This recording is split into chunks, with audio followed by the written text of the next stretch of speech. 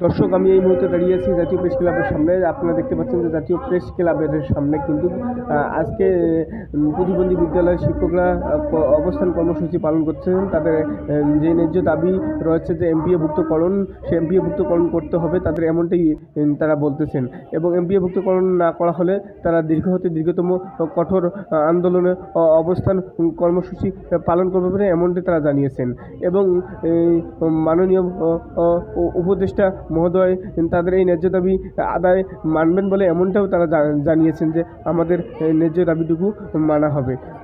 আমরা দেখতে পাচ্ছি যে এর সামনে কিন্তু বক্তব্য দিচ্ছেন, তারা কি বলছে একটু যদি আমরা শুনতে চেষ্টা করি। আজকে মাননীয় প্রধান উপদেষ্টা ডক্টর মোহাম্মদ ইউনূস মহোদয়, মানুষদের মাননীয় সমাজ কল্যাণ উপদেষ্টা মহোদয়, আপনারা আমাদের এই নীতিগত সিদ্ধান্ত নিয়ে আমাদের এক দফা দাবি স্বীকৃতি এমপিও আপনারা মেনে নিন।